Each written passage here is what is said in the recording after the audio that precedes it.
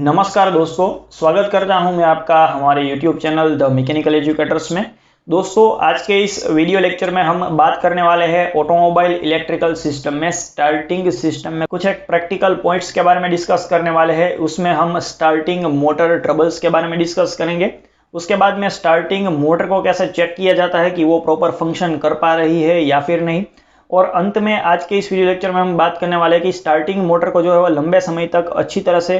Run करवाने के लिए आपको क्या क्या चीज़ें मेंटेन करनी पड़ती है, वो भी आज हम इस वीडियो लेक्चर में डिस्कस करने वाले हैं।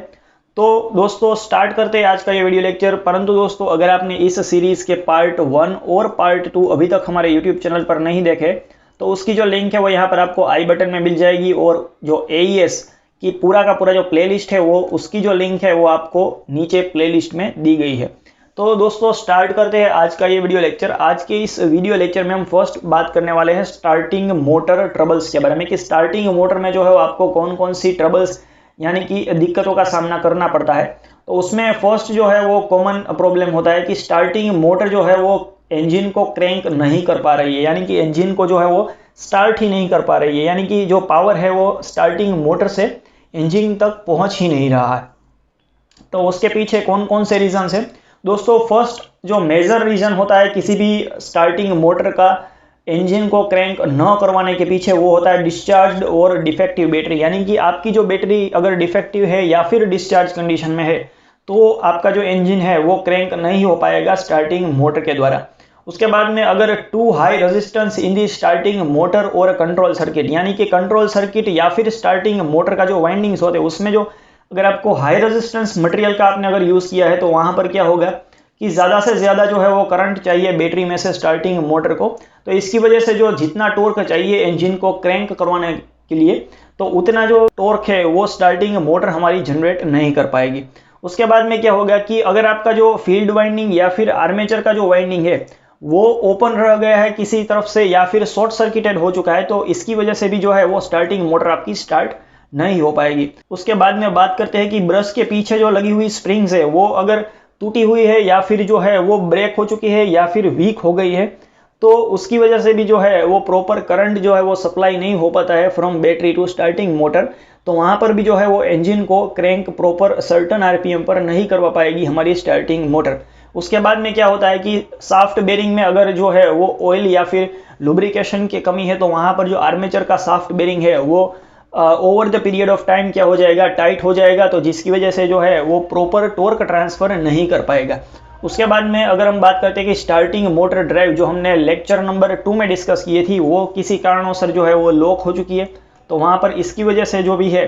तो इंजन क्रैंक नहीं कर पाएगा आपका। यहाँ पर दोस्तों जो मैंने 6 रीजंस आपके साथ डिस्कस किए उसकी वजह से जो है कई बार स्टार्टिंग मोटर वर्क तो करती है परंतु इंजन को जो है वो स्लोली क्रैंक कर पाती है, यानी कि जितनी स्पीड पर इंजन जो है वो क्रैंक करना चाहिए उतनी स्पीड पर नहीं हो पाता है। तो उसके पीछे के जो रीजंस है वो यहाँ पर मैंने आपसे डिस्कस कर लिए। उसके बाद में अगर मैं बात करूँ तो open circuit in the starter switch, यानी कि स्टार्टर स्विच जो है आपकी ओपन सर्किट में है तो भी जो है वो स्टार्टिंग मोटर आपकी स्टार्ट नहीं होगी। उसके बाद में hydrostatic lock due to some interference between engine piston movement, यानी कि इंजन और पिस्टन की मूवमेंट जो है उसके बीच में हाइड्रोस्टेटिक लॉक हो चुका है। हाइड्रोस्टेटिक लॉक कैसे होता है कि जब भी फ्लूइड का जो वॉल्यूम है वो सिलेंडर के वॉल्यूम से, यानी कि जो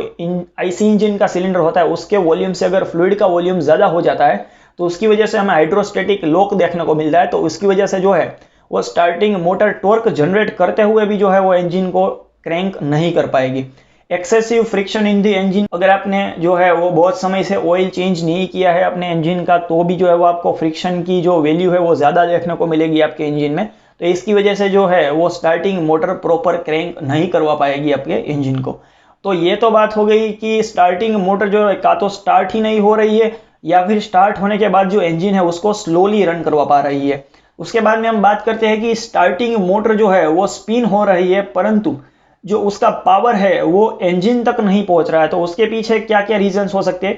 कि डिफेक्टिव ड्राइव, डिफेक्टिव यानी कि ड्राइव मैकेनिज्म जो है वो आपकी फॉल्टी कंडीशन में है या फिर डिफेक्टिव हो चुकी है। तो वो कैसे फॉल्टी या फिर डिफेक्टिव होती है? जाम्ड ड्राइव असेंबली, यानी कि आपकी ड्राइव असेंबली है वो जाम हो चुकी है। मिस अलाइंड गियर्स, यानी कि जो पिनियन गियर और रिंग गियर्स है वो आपके मिस अलाइंड कंडीशन में है तो उसकी वजह से क्या है कि पावर जो है वो लीनियरली जो है वो ट्रांसफर नहीं हो पाती है स्टार्टिंग मोटर टू फ्लाईव्हील। उसके बाद में क्लोग्ड थ्रेडेड स्लीव, यानी कि जो आपकी स्लीव है, थ्रेडेड स्लीव के ऊपर जो थ्रेड्स है वो जो है वो घिस चुके हैं या फिर जो है वो डैमेज हो चुके हैं। डिफेक्टिव स्विच, यानी कि आपकी जो स्टार्टिंग मोटर की स्विच है या फिर सोलेनॉइड स्विच है उसमें कोई बार दिक्कत आ जाती है, तो उसकी वजह से भी जो है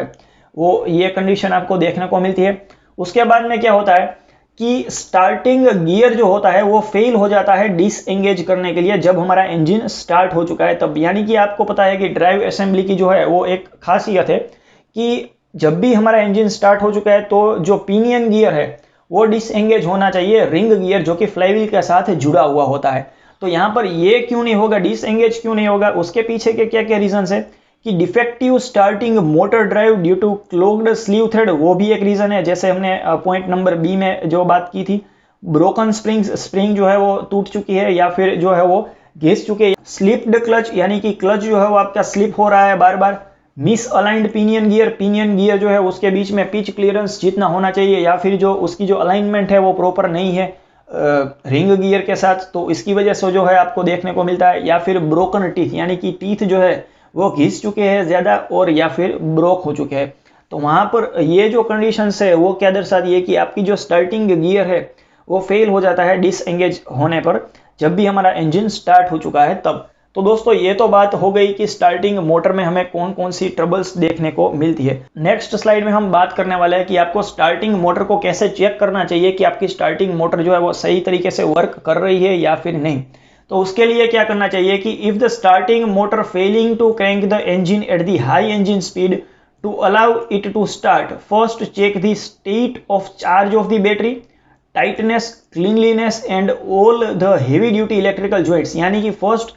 दोस्तों कई बार जो है मेजोरिटी ऑफ द टाइम्स क्या होता है कि आपकी जो बैटरी है वो डिफेक्टिव है या फिर डिस्चार्ज कंडीशन में हो चुकी है, इसकी वजह से ही जो है वो स्टार्टिंग मोटर जो है वो प्रॉपर फंक्शन नहीं कर पाती है। तो फर्स्ट आपको क्या करना चाहिए कि स्टेट ऑफ चार्ज, यानी कि बैटरी की कंडीशन चेक करनी चाहिए। उसकी टाइटनेस, यानी कि जो आपने केबलिंग की है वो प्रॉपरली टाइटली कनेक्टेड है एक दूसरे के साथ, वो चेक करना चाहिए। उसके बाद जो है वो all the heavy duty electrical joints, यानी कि जहां पर भी जो है वो ज्यादा करंट फ्लो होने के जो यहाँ पर चांसेस आपको दिखाई दे रहे हैं उसके जो जॉइंट्स होते हैं उसको आपको प्रॉपरली चेक करना चाहिए कि वो ज्यादा करंट कैरी कर रहे हैं या फिर नहीं। तो मोस्ट ऑफ दी प्रॉब्लम जो आपकी पहले पॉइंट से ही सॉल्व हो जाती है कि बैटरी अगर आपने रिप्लेस करवा ली तो आपकी स्टार्टिंग मोटर जो है वो फिर से प्रॉपरली फंक्शन करना स्टार्ट हो जाएगी। उसके बाद में क्या होता है कि कई बार जो है वो हमारी क्रैंकिंग मोटर जो है वो स्लो स्पीड पर रोटेट होती है, यानी कि जो इंजन है वो जितनी आरपीएम पर रोटेट होना चाहिए उतनी आरपीएम पर रोटेट नहीं हो पाता है, यानी कि स्टार्टिंग मोटर अपना फंक्शन करने में फेल हो जाती है। तो उसके लिए जो है वो क्या करना चाहिए कि आपको स्टार्टिंग मोटर का जो यूनिट है वो आपको इंजन बे से जो है वो रिमूव कर लेना चाहिए। उसके बाद में दोस्तों आपको क्या करना होगा कि after removal from the engine, यानी कि इंजन बे से जो है वो रिमूव करने के बाद स्टार्टिंग मोटर का जो आपका पूरा यूनिट है उसको आपको रिमूव करके क्या करना है, सिंपल फंक्शन चेक होता है। सिंपल फंक्शन चेक आपको पता ही है कि दोस्तों आपको पता ही है कि जनरली जो है वो ओवर रनिंग क्लच ड्राइव इस्तेमाल होती है, तो उसमें जो है हमें दो मेन पैरामीटर्स यानी कि दो मेन पार्ट्स देखने को मिलते हैं। फर्स्ट जो है हमारा सोलेनॉइड स्विच और सेकंड जो है वो हमारी स्टार्टिंग मोटर का आर्मेचर या फिर वाइंडिंग और जो पोल है वो सारी चीजें। तो उसमें फर्स्ट हम क्या चेक करेंगे कि सोलेनॉइड स्विच को चेक करेंगे। सोलेनॉइड स्विच को जो है वो चेक करने के लिए क्या किया जाता है कि सोलेनॉइड स्विच का जो एक कनेक्शन है वो दिया जाता है डायरेक्टली 12 वोल्ट बैटरी के साथ और दूसरा जो कनेक्शन है वो directly body of the starter यानी कि स्टार्टर की जो बॉडी है उसके साथ कनेक्ट किया जाता है और सोलेनॉइड को जो है वो कनेक्ट किया जाता है एमीटर के साथ इन सीरीज में जो है आपको एमीटर कनेक्ट करना पड़ता है सोलेनॉइड के साथ।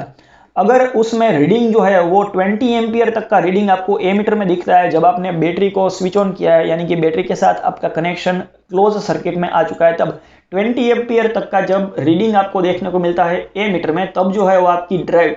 फुली एंगेज कंडीशन में है, यानी कि आपका जो सोलेनॉइड स्विच है वो आपकी पूरी की पूरी सही तरीके से काम कर रही है। दोस्तों इसी के बाद में अगर हम बात करते हैं कि अगर आपको वही एमीटर में 40 एम्पियर तक का रीडिंग यानी कि हाई करंट रीडिंग दिखा रहा है तो आपकी सोलेनॉइड स्विच जो है वो फॉल्टी कंडीशन में या फिर डिफेक्टिव है, उसको आपको रिटर्न कर देना चाहिए रिप्लेसमेंट या फिर रेक्टिफिकेशन के लिए मैन्युफैक्चरर को। तो दोस्तों ये तो बात हो गई कि जो सोलेनॉइड स्विच है वो डिफेक्टिव है तो हमें क्या करना चाहिए। उसके बाद में हम बात करेंगे कि जो स्टार्टर मोटर है वो डिफेक्टिव है या फिर नहीं, तो उसको कैसे चेक किया जाता है कि स्टार्टर मोटर के लिए जो है वो डायरेक्ट लाइट रन चेक किया जाता है। उसमें क्या किया जाता है कि स्टार्टिंग मोटर अगर आपकी पूरी की पूरी तरह से जो फंक्शनल कंडीशन में है यानी कि 100% ठीक है, तो वहाँ पर जो है वो फ्रीली रोटेट करती है 5000 टू 7000 आरपीएम पर, और जो मैक्सिमम करंट जो है वो बैटरी में से ड्रॉ करती है वो है 100 एम्पियर तक। अगर ये चीज़ें जो है अगर सेटिस्फाई हो जाती है तो आप मान सकते हैं कि आपकी जो स्टार्टिंग मोटर यानी कि स्टार्टर मोटर जो है उसके वाइंडिंग्स और आर्मेचर वो सब ठीक कंडीशन में है। यहाँ पर दोस्तों अगर ये बात होती है कि आरपीएम जो है वो लो है और या फिर करंट जो है वो 100 एम्पियर से ज़्यादा करंट जो है वो एक साथ ले लेती है बैटरी में से, तो वहाँ पर आपकी जो स्टार्टर मोटर है वो फॉल्टी कंडीशन में है और उसको आपको रिटर्न कर देना चाहिए मैन्युफैक्चर को रेक्टिफिकेशन या फिर रिप्लेसमेंट के लिए। दोस्तों ये तो बात हो गई कि स्टार्टिंग मोटर है उसमें कौन कौन सी दिक्कत है या फिर आपको कैसे चेक कर लेना चाहिए कि कौन सा पार्ट जो स्टार्टिंग मोटर का है वो फेल हो चुका है या फिर फॉल्टी कंडीशन में है। तो उसके बाद में आपको क्या करना चाहिए वो भी मैंने इस स्लाइड में जो है वो पूरा का पूरा आपके साथ डिस्कस किया। उसके बाद में नेक्स्ट स्लाइड में हम बात करने वाले हैं maintenance of the starting motor. दोस्तों ये जो आज की सीरीज का है वो लास्ट टॉपिक होने वाला है और स्टार्टर मोटर का ये लास्ट टॉपिक होने वाला है कि maintenance of the starting motor, यानी कि स्टार्टिंग मोटर को जो है वो पूरी की पूरी तरह से लंबे समय तक अच्छी तरह से आप चला पाए उसके लिए कौन कौन सी जो मेंटेनेंस टिप्स है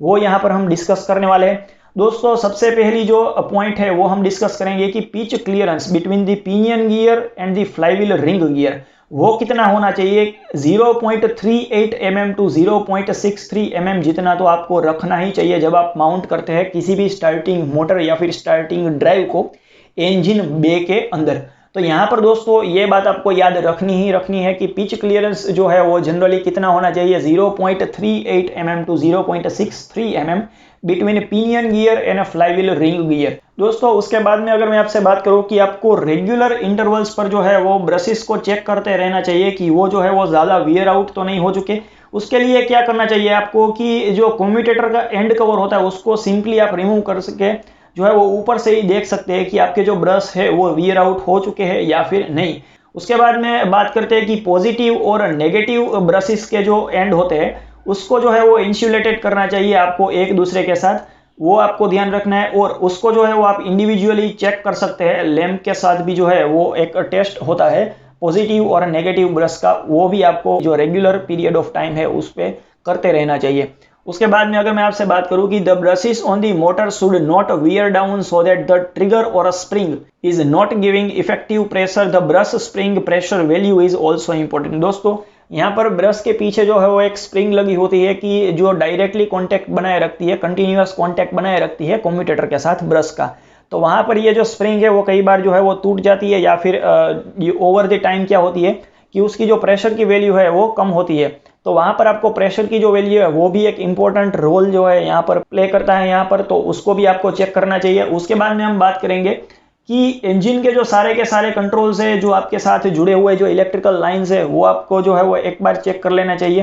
कि यहाँ पर कई बार क्या होता है कि इंजन जब स्टार्ट हो जाता है तो कई लोग क्या करते हैं कि जो स्टार्टर मोटर है उसको स्टार्ट ही रखते हैं। तो उसकी वजह से क्या होगा कि डैमेज भी हो सकती है आपकी स्टार्टिंग मोटर। अगर मान लीजिए कि आपने एक बार जो है वो सेल्फ लगाया है अपनी कार में, तो वहां पर अगर स्टार्ट नहीं होती है तो उसको 10-15 सेकंड तक के लिए रेस्ट करना चाहिए, रेस्ट ले लेना चाहिए। उसके बाद में आप फिर से जो है वो इग्निशन की को ऑन कर सकते हैं। तो वहां पर क्या होगा कि फेलियर जो है वो स्टार्टिंग मोटर का आपको देखने को नहीं मिलेगा। अगर आप कंटिन्यूअसली अगर स्टार्टिंग मोटर को जो है वो इग्निशन की को कंटिन्यूअसली ऑन रखते हैं थोड़े समय के लिए, तो क्या होगा कि ज़्यादा से ज़्यादा करंट जो है वो ड्रॉ हो जाएगा बैटरी में से, क्या होगा स्टार्टिंग मोटर तक जो है वो फ्लो होना स्टार्ट हो जाएगा। तो उसकी वजह से कई बार क्या होता है कि जो वाइंडिंग्स है उसको डैमेज होने का जो चांसेस है वो बढ़ जाता है वहाँ पर। उसके बाद में अगर मैं आपसे बात करूँ कि कई बार क्या होता है कि स्टार्टिंग मोटर जो है वो क्या करते हैं कई लोग कि क्लच को डिप्रेस किए बिना यानी कि क्लच को प्रेस किए बिना जो है वो इग्निशन की को ऑन करते हैं। तो उससे क्या होगा कि जो ट्रांसमिशन लाइन का जो पूरा लोड है वो किस पर आ जाएगा, हमारा स्टार्टिंग मोटर पर आ जाएगा। तो उसकी वजह से क्या होगा कि रिंग गियर और पिनियन गियर के जो टीथ है वो आपके डैमेज हो सकते हैं। तो उसको भी आपको ध्यान में रखना है कि जब भी आप इग्निशन की को ऑन करें तो क्लच को जो है वो ज़रूर से प्रेस करें। तो दोस्तों ये तो बात हो गई कि आप कैसे छोटी छोटी चीज़ों से जो है वो आपकी स्टार्टिंग मोटर जो है उसका मेंटेनेंस कर सकते हैं, उसमें जो है वो इतना ज़्यादा रॉकेट साइंस नहीं है। तो दोस्तों ये हमारा लास्ट टॉपिक था maintenance of the starting motor. अगर आपको ये सीरीज़ पूरी की पूरी जो है वो पसंद आई है तो अपने दोस्तों के साथ इसे ज़्यादा से ज़्यादा शेयर कीजिए, लाइक कीजिए इस वीडियो को। अगर आपको इस वीडियो के रिगार्डिंग कोई से भी कमेंट्स है तो आप हमें कमेंट सेक्शन में पूछ सकते हैं, उसके जो आंसर है वो हम रेगुलरली देते रहते हैं आपको। दोस्तों ऐसा ही इंटरेस्टिंग वीडियो देखने के लिए अगर आपने अभी तक हमारे यूट्यूब चैनल को सब्सक्राइब नहीं किया है तो सब्सक्राइब करें और साथ ही दिए गए नोटिफिकेशन बेल को भी प्रेस करें ताकि जब भी हमारे यूट्यूब चैनल पर नई वीडियो अपलोड हो तो आपके जो है वो डायरेक्टली नोटिफिकेशन मिल जाए। दोस्तों मिलते हैं ऐसे ही किसी इंटरेस्टिंग वीडियो में, तब तक के लिए keep learning, keep supporting. Thank you very much for watching this video.